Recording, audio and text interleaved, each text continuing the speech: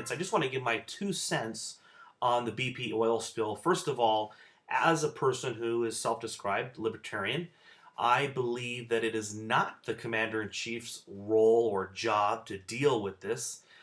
Certainly as the president of the United States, and our oceans are being wrecked right now, I think certainly it is appropriate for him to approach the BP CEO and offer assistance, offer whatever assistance we can do, ask them if they certainly can handle this mess by themselves. He has troops, he has boats, ships, certainly resources to help aid and get this thing cleaned up. But as far as the conservatives or so-called conservatives out there on the radio and TV, just, here they are. It doesn't make sense at all. They ask for limited government. They want less government. They want less interference.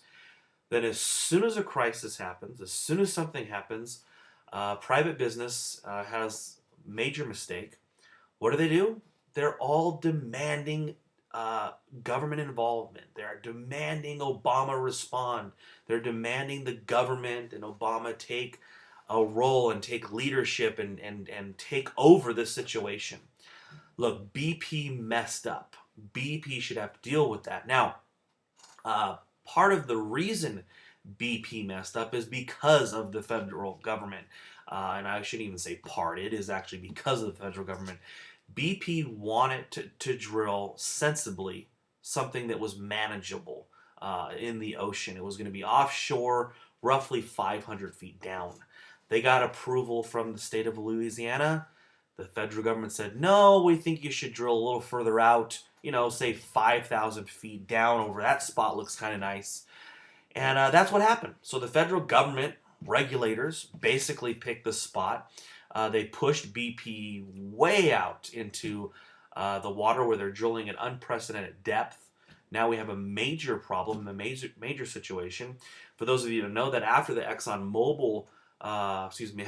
Valdez spill, the Exxon guys, they pushed for this limited liability cap. Basically, they capped it at $75 million.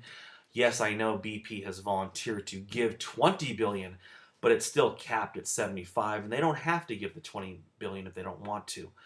By the way, it's kind of funny. Here's all these guys demanding evidence, demanding Obama get involved. He finally does get involved. They get exactly what they wanted. The Attorney General is investigating criminal charges against BP executives and officials. And now, Obama meets with the BP CEO, brings the Attorney General who's investigating them. So, people say it's not a shakedown, but come on. I mean, he brought his strongman in, the guy who can really do some damage to these guys. Nobody likes to lose their freedom, at least all of it.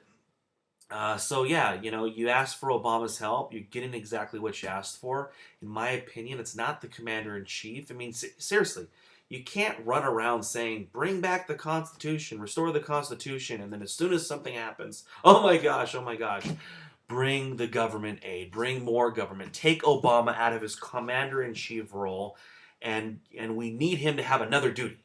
Okay, he's commander-in-chief of the military by the Constitution, president of the United States, but currently he is he's the father, the grandfather, the mother of he's your life partner in success, in getting a job, in taxes. It doesn't matter. They want the president to be in charge of it. The conservative people supposedly are saying that they don't want this, but as soon as this oil spill happens, they want him to be commander-in-chief of oil spills, oil leaks. To me, it's all BS. BP has a major situation here. They need to do whatever they can. If it costs them everything, if they go bankrupt, that is how the free market works. Of course, they did not have the fear of complete failure because they know that liability cap is there. And of course, the free market didn't choose where to drill. The federal government.